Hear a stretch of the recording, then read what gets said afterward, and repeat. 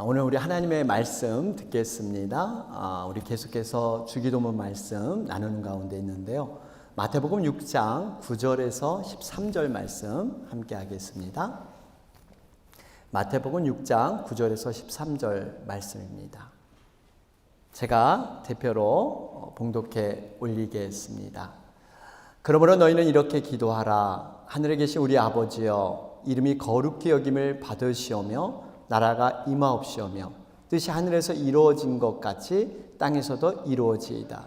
오늘 우리에게 일용할 양식을 주시옵고 우리가 우리에게 죄 지은 자를 사하여 준 것 같이 우리 죄를 사하여 주시옵고 우리를 시험에 들게 하지 마시옵고 다만 악에서 구하시옵소서. 나라와 권세와 영광이 아버지께 영원히 있사옵나이다. 아멘.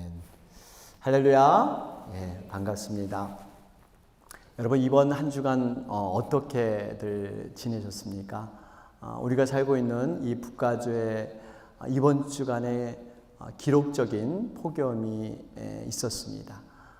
아마 거의 100년 만에 찾아온 더위라고 하죠. 예상치 않은 그러한 이상 기온이었습니다. 지금은 약간 쿨다운돼서 조금은 더 나아진 것 같습니다. 반면 지금 이 한국에서는 태풍 소식이 있었죠. 흰남노라는 태풍이 와서 많은 피해를 예상을 했는데 다행히 포항 일대를 강타한 후 빠져나가서 감사했습니다. 지금 한국은 여러분 친지들과 가족들과 보내는 추석 그러한 연휴를 보내고 있습니다. 여러분, 추석하면 어떤 것이 생각이 납니까? 이런 말이 생각나죠? 더도 말고 덜도 말고 늘 한가위만 같아라. 여러분, 이 말은 사실 굉장히 슬픈 얘기가 들어있어요. 경제적으로 어려운 시절을 보내야 했던 우리 민족이 추석만큼은 먹을 것이 풍부하고 또 사람들의 인심이 정말 이렇게 좋아서 매일 추석 때처럼 이렇게 보냈으면 좋겠다 하는 그러한 염원이 담겨 있습니다. 추석 되면 또 뭐니 해도 보름달이 생각이 나죠. 이 꽉 찬 보름달, 이 꽉 찬 것처럼 행복과 소망이 우리의 인생 가운데 이렇게 꽉 차서 계속되었으면 좋겠다 하는 그런 마음이 들어 있습니다. 여러분, 이 추석을 다른 말로 한가위, 중추절, 이런 말을 쓰는데 추석의 키워드라 그럴까요? 추석하면 떠오르는 것은 풍성, 감사, 이러한 단어가 아닐까 생각을 합니다.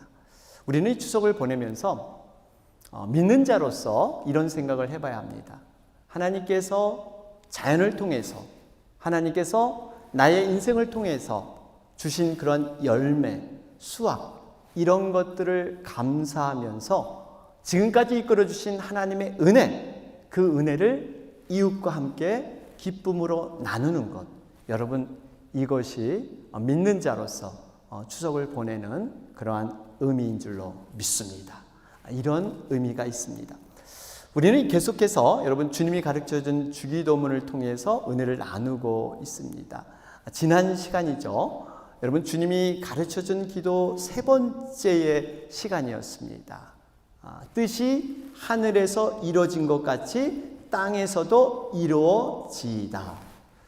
우리는 기도할 때 기도에 응답하시는 하나님을 붙잡고 기도해야 합니다. 하나님의 뜻이 무엇인지를 우리는 알아야 돼요. 그런데 안타까운 것은 많은 사람들이 하나님의 뜻이라고 여기면서 자기의 생각, 자신이 선한 것, 자신이 기대하는 것을 하나님의 뜻으로 여기려는 경우가 많이 있습니다. 그러나 여러분, 하나님의 뜻은 나의 뜻과 나의 기대와는 다를 수 있습니다. 우리는 A를 기도 응답이라 놓고 기도했는데 하나님은 의외로 B라는 것으로 그 응답을 주실 수 있다는 사실이에요. 이게 바로 하나님의 응답의 방법입니다.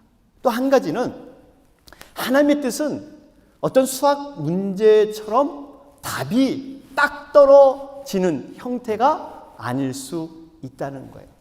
사람들은 어떤 문제가 딱 해결돼서 결론이 딱 되고 매듭이 딱 되고 뭔가 눈에 딱 들어와야만 하나님의 뜻이다, 이렇게 생각하는 경향이 있죠. 그런데 하나님께서는 결과 이전에 어떤 과정을 통해서 이 과정 속에서도 하나님의 뜻을 나타내기도 한다는 거예요. 여러분, 그렇습니다. 분명히 하나님께서는 내 생각은 너희 생각과 다르다 그랬어요. 내 길은 너희 길과 다르다. 여러분, 이 의미를 새겨야 할 줄로 믿습니다. 그렇습니다. 우리가 당장 눈앞에 내 마음 가운데 하나님의 뜻을 확신할 수 없을 때가 있습니다. 그럴지라도 우리는 믿음의 길을 포기해서는 안 됩니다. 왜 그렇습니까? 하나님께서는 우리에게 뜻을 정하셔서 우리로 하여금 그 길을 걷게 하세요. 다시 말해 믿음을 통해 굳건히 걷게 한 후에 나중에서 이해되게 하시고 깨닫게 하시는, 이것이 하나님의 방법인 줄로 믿습니다. 사람들은 보통 하나님의 뜻을 다 이해하려고 해요. 이해하고 내가 깨달아지면 그 믿음의 길을 가겠다, 하나님의 뜻에 순종하겠다. 그런데 여러분, 하나님 그렇게 역사하지 않습니다. 하나님의 뜻을 믿음으로 쫓는 자에게 차츰차츰 그 믿음으로 간 만큼 하나님의 뜻을 알려주시고 깨닫게 하시는 방법, 여러분, 이것이 하나님의 뜻의 방법인 줄로 믿습니다. 여러분, 한번 생각해 보세요. 멀리 찾을 필요도 없어요. 여러분, 인생을 한번 뒤돌아보세요. 많이 살았든 적게 살았든 한번 돌아보세요. 여러분이 지금 하고 계시는 일, 또 삶의 상황, 지금 서 있는 자리가 여러분이 바라고 계획한 그러한 것들입니까? 아마 어떤 분은요, 내가 미국에 잠깐 방문하려고 그랬는데 이렇게 오래 살게 될 줄 나는 전혀 꿈에도 몰랐다. 내가 지금 몇십 년 살게 된 거 이거 계획한 거 아니야. 이렇게 말하시는 분도 계실 거예요.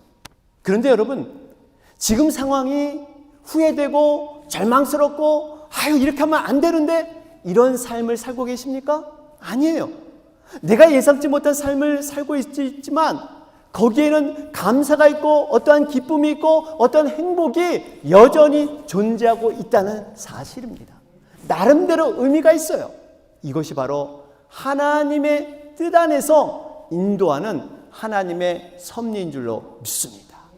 오늘은 주님이 가르쳐준 기도 네 번째 시간이에요. 지금까지 살펴본 세 번째까지의 기도문은 하나님에 대한 기도였습니다. 이름이 거룩히 여김을 받으시옵고 나라가 임하옵시오며 뜻이 하늘에서 이루어진 것 같이 땅에서도 이루어지이다. 하나님의 이름, 하나님의 나라, 하나님의 뜻, 이런 것을 기도하라, 가장 먼저 기도하라 말씀하셨어요. 그리고 이제부터는 우리들을 위한 기도, 이 기도가 이어지고 있습니다. 오늘은 그 첫 번째로 바로 오늘 우리에게 일용할 양식을 주시옵고, 요 기도예요. 우리는 여기서 중요한 세 가지 단어를 좀 살펴볼 의미가 있습니다. 오늘이란 단어, 또 우리에게라는 단어, 일용할 양식이라는 단어, 요 세 가지를 좀 주의 깊게 살펴봐야 합니다. 여러분, 오늘이란 단어의 의미를 살펴보면 우리가 지금까지 사용하는 그 성경의 버전이 지금 개역 개정판이라 그랬죠. 우리가 새롭게 지금 이 성경을 사용하고 있는데, 과거의 개역 한글판 성경에는 이 말씀이 어떻게 기록됐냐면 오늘날 우리에게 일용할 양식을 주옵시고 오늘날로 기록되어 있어요. 그러니까 과거 성경에는 이 오늘날 하면 자칫하면 약간 오해할 수 있는, 이 오늘날을 요즘 이런 식으로 오해할 수가 있습니다. 그러니까 경기가 어려운 경제 사정, 요새 어렵잖아요. 이 어려운 요즘에 우리에게 일용할 양식을 주시옵소서. 우리가 먹기 살기 힘든 이러한 여러 가지 어려움이 있는데 이 문제를 해결해 주시옵소서, 이렇게 기도하는 것처럼 오해할 수가 있습니다. 그런데 다행히 성경의 원문에 맞게끔 최대한 그 뜻을 살려서 해석한 것이 우리가 지금 쓰는 개역 개정판 성경이에요. 어떻게 기록됐습니까? 오늘 우리에게 일용할 양식을 주시옵고, 여러분 이 의미는 오늘은 하루라는 의미예요. 하루. 다시 말해 이것을 풀어보면 오늘 우리에게 필요한 하루분의 양식을 주시옵고, 하루분의 양식. 여러분 결국 이 기도는 우리에게 넘치고 과하게 우리에게 먹을 것을 달라는 그러한 기도가 아니라 하루분의 양식이라도 우리는 충분하오니 우리에게 그러한 양식을 베풀어 주옵소서. 이런 뜻이 들어있어요. 여기에는 무조건 남보다 내가 많이 가져야겠다는 욕심이 있는 게 아니라 오히려 절제하면서 작은 것에 만족하고 감사하는 이러한 고백이 여기에 들어있는 것입니다. 여러분 이 기도의 배경은 우리가 잘 알듯이 출애굽기 당시의 만나 사건이에요. 이스라엘 백성들이 출애굽한 후에 광야에서 40년을 보냈죠. 약 200만 명이 넘는 이스라엘 백성들이 먹을 수 있는 먹을거리가 없었습니다. 그래서 하나님께서 하늘에서 만나와 메추라기를 내려주셔서 이스라엘 백성들을 먹이셨어요. 그런데 이 만나는 아침에 내리게 되는데 작고 둥근 서리 같은 것, 희고 꿀 섞은 과자 맛이 났다, 이렇게 성경에 기록되어 있죠. 어쨌든 하나님께서 각 사람들이 먹을 수 있는 만나를 내리셨는데 한 가지 분명한 원칙이 있었습니다. 그 원칙은 각 사람이 딱 하루 분량치만 그것을 받아갈 수 있도록 하신 거예요. 그 내용이 출애굽기 16장 17절 18절에 기록되어 있죠. 이스라엘 자손이 그같이 하였더니 그 거둔 것이 많기도 하고 적기도 하나 오멜로 되어 본즉 많이 거둔 자도 남음이 없고 적게 거둔 자도 부족함이 없이 각 사람은 먹을 만큼만 거두었더라. 어떤 사람은 욕심을 부려가지고 다음날 먹을 것까지 쌓아놓고 이렇게 걷어갔더니 그 남겨진 것이 냄새가 나고 벌레가 나서 먹지 못합니다. 하나님은 한꺼번에 사실 일주일 분량, 한 달 양의 분량 충분히 주실 수 있는 분이십니다. 그런데 왜 그렇게 하지 않으셨을까요? 이유가 분명합니다. 매일의 양식을 주시는 분은 하나님이시다. 매일의 양식을 주시는 분은 하나님이시다는 걸 깨닫게 하기 위해서. 여러분, 우리가 먹을 것은 저절로 생기는 것이 아닙니다. 우리의 노력의 결과로 얻을 수 있는 것도 아니에요. 우리가 이렇게 살게 된 것은 전적인 하나님의 은혜로 말미암아 얻어진 줄로 믿습니다. 이스라엘 백성들이 나가서 했던 것은 바가지 하나 들고 그저 만나를 담아오는 것, 이것뿐이었어요. 오늘날 우리가 먹고 사는 모든 일들이 사실은 내가 열심히 노력해서 내가 뭔가 이룬 것 같지만 하나님의 전적인 은혜로 우리는 살아가는 줄로 믿습니다. 잠언 30장 8절 9절을 보면 아굴이라는 사람의 소원 기도가 나오는데 어떻게 보면 우리의 마음과 너무나 흡사합니다. 어떤 고백을 하고 있어요? 여기 보니까 나를 가난하게도 마옵시고 부하게도 마옵시고 오직 필요한 양식으로 나를 먹이시옵소서. 혹 내가 배불러서 하나님을 모른다 여호와가 누구냐 할까 하오며 혹 내가 가난하여 도둑질하고 내 하나님의 이름을 욕되게 할까 두려워함이니이다. 여러분, 우리에게 하루 필요한 양식만 있어도 감사할 줄 믿습니다. 아굴은 적어도 자기 분수를 아는 사람이었어요. 자기 분수를 알았어요. 자신이 얼마나 하나님 앞에 죄인인가, 얼마나 범죄하기 쉬운 연약한 자인가를 그는 알았습니다. 그는 배가 부르게 되면, 사람이 배가 부르게 되면 다시 세상에서 출세하고 성공하면 교만해질 수 있다고 생각을 했습니다. 하나님의 전적인 은혜를 놓치고 자기의 교만 속에 빠져서 하나님을 등질 수 있다고 생각했어요. 자신이 쌓아놓은 그 여유분의 그 넉넉함, 그 속에는 겸손함도 없습니다. 과거처럼 가난한 심령으로 하나님을 붙잡는 그러한 믿음도 없어요. 그렇기 때문에 그는 자기가 이러한 자가 될까 봐 두려워했던 것입니다. 반대로 너무 가난해서 순간적인 유혹을 참지 못해서 해야 되지 말아야 할 일을 도둑질하는, 이래서 하나님의 영광을 가릴 수 있는 이것이 자신이 두려웠던 겁니다. 그렇습니다. 여러분, 우리는 하루하루 주시는 나의 상황과 형편, 우리 각자에게 맞는 일용할 양식이 다 달라요. 여러분, 그거 아셔야 돼요. 나에게 주신 일용할 양식, 남에게 주는 일용할 양식 다 달라요. 근데 우리는 비교하고 내가 많으면 교만하고 내가 없으면 열등감을 갖고, 근데 하나님께서는 각자에게 주신 일용할 양식이 다 다릅니다. 똑같지 않습니다. 오늘 우리에게 일용할 양식을 주시옵고, 여기서 우리는 우리에게라는 단어를 좀 눈여겨봐야 돼요. 우리에게. 이 의미는 나에게 국한된 일용할 양식만 구하지 말라는 거예요. 우리에게. 이 강구는 우리를 또 다른 차원으로 기도해야 된다 하는 것을 보여주고 있어요. 나는 일용할 양식으로 배불림을 받았습니다. 그러면 나의 기도가 끝난 것일까요? 아니에요. 일용할 양식이 필요한 사람, 나가 아니라 우리라는 사실이에요. 우리, 나와 함께 있는 사람들, 즉 우리의 이웃들, 우리의 공동체, 우리 주변의 사람들, 그분들이 일용할 양식이 있을 때까지 기도하라는 거예요. 신약교회가 그랬잖아요. 사도행전에 증언하는 거 보면 초대교회 일용할 양식이 없어서 먹지 못하는 그런 가난한 사람이 없었다 그래요. 그 이유를 밝히고 있는데 사도행전 4장 34절 35절의 말씀입니다.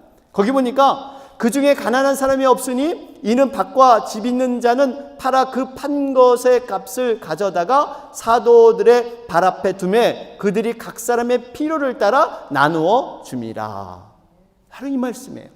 여러분, 바로 주님이 가르쳐준 이 주기도문은요, 초대교회 많이 가진 자가 구제를 통해서 자기 것을 내어놓아 어려운 사람의 형편을 채워주는, 어떤 인구학자가 이런 얘기를 했어요. 지구상에 이 먹지 못해 여러 가지 굶어 죽는 그러한 사람들이 있는데, 여러분, 이 이유가 뭘까? 인구가 지금 한 79억 조금 넘었는데, 그런데 사실 이 지구에 100억이 되어도 식량은 부족하지 않다고 합니다. 그런데 지구에는 여전히 먹지 못해서 굶어 죽는 사람들이 있어요. 영양실조로 고통받는 사람이 있어요. 왜 이런 문제가 생겨났는가? 문제는 전쟁과 공평하지 못한 분배 때문이라고 합니다. 나눔의 정신이 없고, 나는 배불리 먹고 정말 나는 허허식하는데 그러한 것을 제대로 관리하지 못하고 분배하지 못해서 이런 부조리한 세상이 생겼다는 거예요.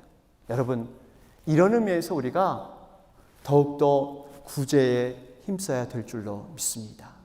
구제는 성경에 보면 예배라 그랬어요.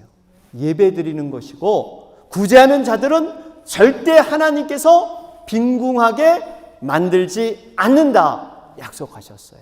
나아가서 구제는 하나님께 물질을 구워드리는 거예요. 구워드리는 거. 여러분, 두 가지 말씀 볼까요? 잠언 11장 24절 25절을 보면 흩어 구제하여도 더욱 부하게 되는 일이 있나니 과도히 아껴도 가난하게 될 뿐이니라. 구제를 좋아하는 자는 풍족하여질 것이요 남을 윤택하게 하는 자는 자기도 윤택하여 지리라. 잠언 19장 17절입니다. 가난한 자를 불쌍히 여기는 것은 여호와께 구워 드리는 것이니 그의 선행을 그에게 갚아 주시리라. 여러분, 이러한 하나님의 나눔의 삶, 여러분, 그 나눔의 삶에는 하나님이 놀라운 복을 숨겨 놓은 줄로 믿습니다. 이제 마지막 우리가 주목해 봐야 할 것이 일용할 양식이에요. 일용할 양식. 그런데 우리가 이 기도를 드리기 전에 정말 우리 자신을 솔직한 심정으로 들여다볼 필요가 있습니다. 일용할 양식, 그것도 하루분의 양식입니다. 우리는 과연 이것에 만족하며 살 수 있는가? 그리고 이 기도를 진정한 마음으로 원해서 드릴 수 있을까? 여러분, 우리를 볼 때 우리들은 필요 이상으로 많은 것을 쌓아두고 살고 있지 않습니까? 여러분, 한번 집안을 둘러보시기 바랍니다. 옷을 보관하는 클로젯을 보면 멋있게 한번 옷을 입겠다고 걸어놓은 그런 옷들이 많습니다. 겨우 한두 번 입어보고 잘 입지 않은 옷들이 꽤 많이 있어요. 음식도 배불리 먹고 남은 경우 버리는 경우가 얼마나 많이 있습니까? 여러분, 우리가 어렸을 때는 밥 한 톨 버리는 거 엄청 야단을 맞았어요. 어떻게 그 식량을 버릴 수 있는가? 여러분, 요즘은 그렇지 않습니다. 어떻게 보면 우리가 너무 풍요한 시대에 살고 있어요. 최근 유엔 환경계획이 발간한 식량 낭비 지수 보고서에 따르면 2021년 편입니다. 전 세계에서 버려진 음식물 쓰레기는 무려 9억 3천만 톤, 여기에 이른다고 해요. 전체 식량의 17%에 이르는 어마어마한 양입니다. 1인당 120kg. 여러분, 이것을 1인당 120kg 음식을 지금 버리고 있어요. 한쪽에서는 음식이 없어 굶어 죽지만 한쪽에서는 먹고도 남아서 버려야 하는 이러한 부조리한 일들이 일어나고 있습니다. 저는 이런 생각이 들어요. 현대를 살아가는 우리들에게 주님이 지금 가르쳐준 일용할 양식을 주시옵소서, 이 기도는 어떤 필요를 위한, 정말 우리가 배고프니까 일용할 양식을 주시옵소서, 이 필요한 간구의 기도이기보다는 더 욕심내지 말라는, 일용할 양식으로 너희들 만족하게 살아라, 절제의 기도가 아닌가 생각을 합니다. 여러분, 주님께서 정말 우리에게 일용할 양식을 구하라고 한 이 이유를 우리는 깊이 돌아봐야 돼요.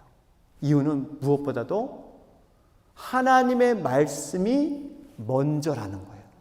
하나님의 말씀을 먼저 너희들 붙잡고 그것을 추구하라는 의미가 이 속에 들어있어요. 신명기에 보면 여러분, 만나로 먹이신 이유를 설명하면서 신명기 8장 3절이죠. 거기 보면 너를 낮추시며 너를 줄이게 하시며 또 너를 알지 못하며 내 조상들도 알지 못하던 만나를 내게 먹이신 것은 사람이 떡으로만 사는 것이 아니요 여호와 입에서 나오는 모든 말씀으로 사는 줄을 내가 알게 하려 하심이니라.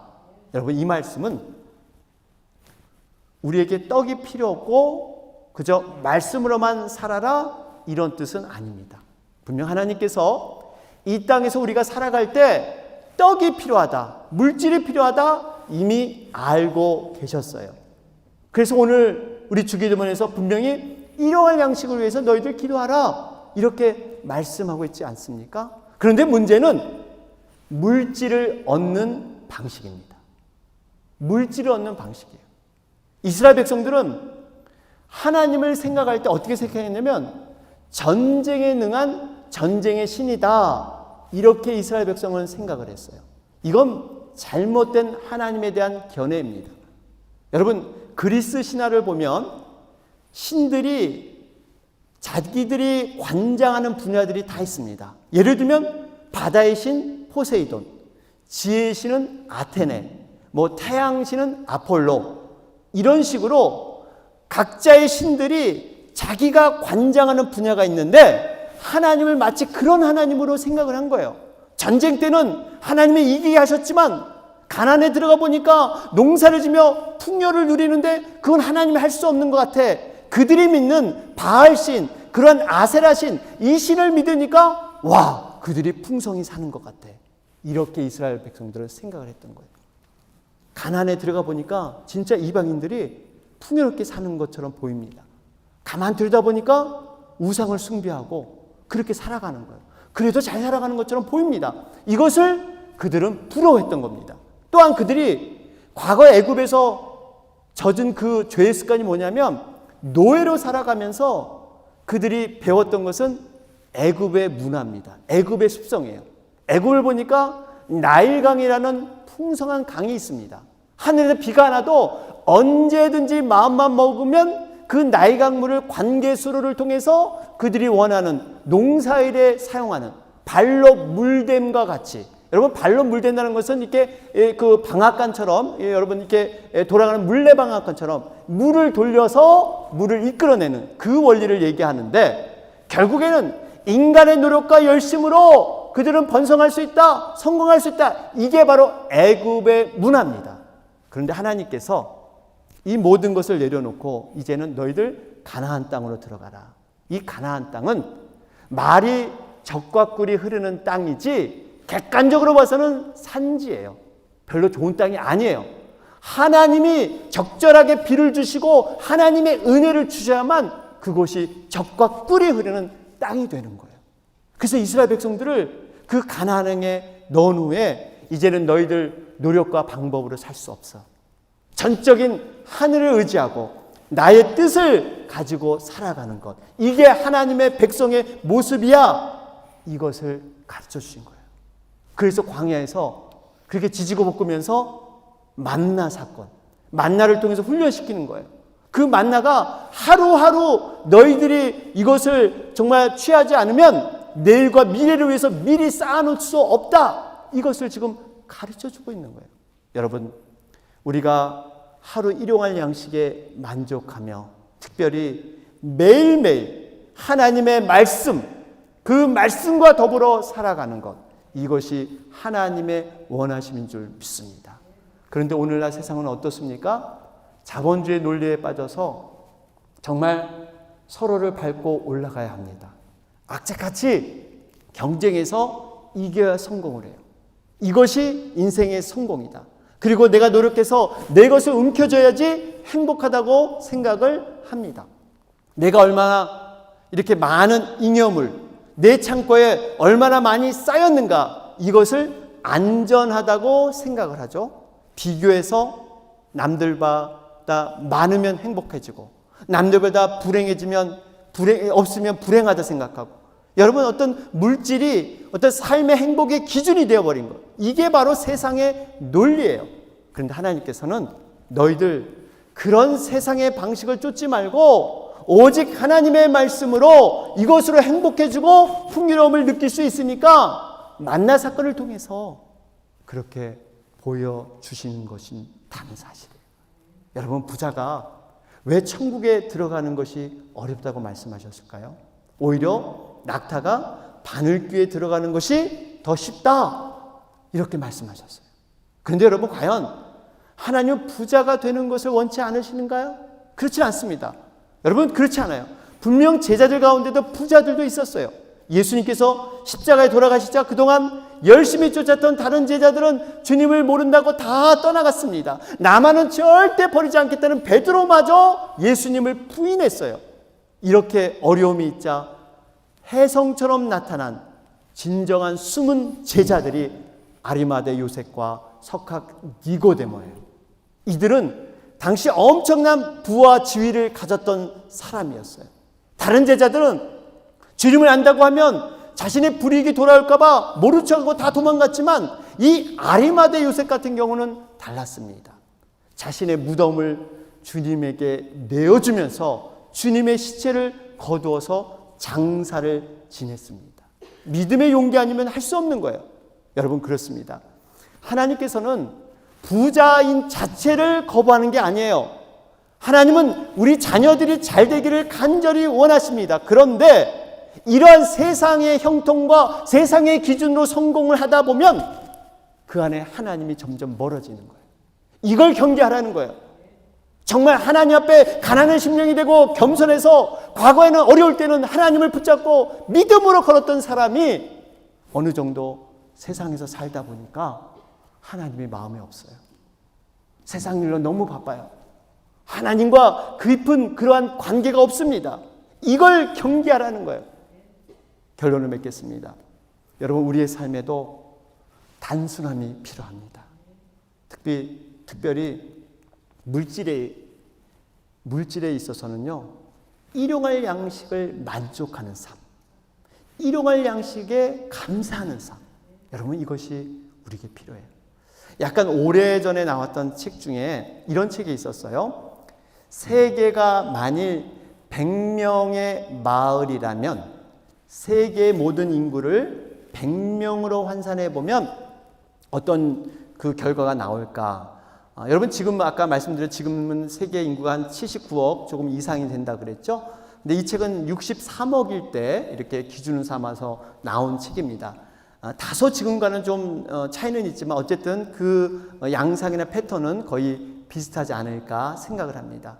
여러분 세계 인구를 100명으로 봤을 때 20명은 영양실조, 1명은 굶어 죽고 있습니다.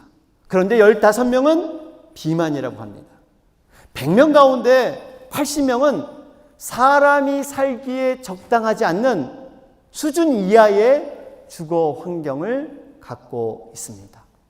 이 마을에 경제적인 부를 한번 체크해 보니까 6명이 59%의 부를 누리고 있었어요.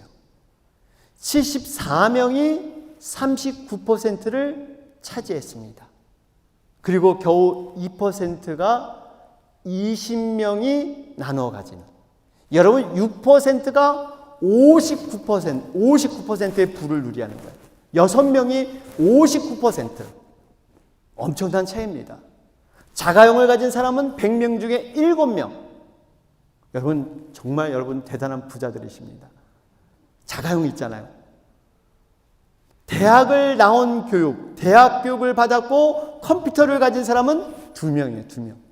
14명은 글을 읽지 못한다고 합니다. 이렇게 생각하면 지금 집에 냉장고에 먹을 것이 있고 몸에 옷을 걷줄 수가 있고 또 위로는 지붕이 있는 그러한 잠잘 곳이 있는 사람이라면 이 세상 75%의 사람보다 더 풍요로운 삶을 살고 있다. 이렇게 말하고 있습니다. 여러분은 어떻습니까? 현재 우리가 살고 있는 이 사회를 보면 어떻게 보면 물질적으로 모든 면에서 과거에 비교할 수 없는 정말 풍요로움의 세상에 살고 있습니다. 그럼에도 불구하고 우리의 삶은요, 옛날보다 더 각박해지고 여유가 없습니다. 왜 이런 현상이 일어날까요? 혹시 우리들의 만족도, 마음이 부유해져서 이런 현상은 일어나지 않을 것일까요? 가진 것, 누리는 것에 대한 감사보다는 누리지 못한 것에 대한 불편한 마음, 이런 것이 우리에게 더 크지 아니할까요? 우리 주님께서는 이런 우리들에게 일용할 양식에 감사하라 이렇게 말씀하고 있습니다. 이런 점에서 사도 바울은 물질에 대한 태도를 분명히 했습니다. 사도 바울이 이렇게 고백했죠. 빌립보서 4장 11절 12절에 보면 내가 궁핍함으로 말하는 것이 아니니라 어떤 형편이든지 나는 자족하기를 배웠노니 나는 비천에 처할 줄도 알고 풍부에 처할 줄도 알아 모든 일 곧 배부름과 배고픔과 풍부와 궁핍에도 처할 줄 아는 일체의 비결을 배웠노라. 바울은 가난할 때는 매일 일용할 양식으로 채워주시는 하나님으로 인해서 감사하며 살았습니다. 가난할 때는 우리는 흔히들 불평하고 환경을 정말 원망하고 남을 원망하고 비굴해지는 이러한 마음이 생길 수 있는 경향이 있습니다. 그런데 바울은 달랐어요. 그는 매일 일용할 양식으로 채우시는 하나님의 기적을 체험한 것이 얼마나 감사인가. 그는 그런 시각으로 살았어요. 그가 부유할 때는 그 부에 감사했습니다. 그 부를 가난한 이웃과 하나님의 일을 위해서 사용하는 것.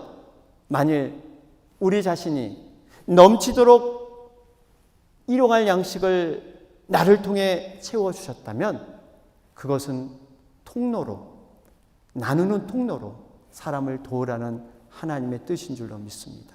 이것이 바로 가난에 처할 줄도 하고 풍부에 처할 줄도 아는 일체 비결의 그러한 바울인 줄로 믿습니다.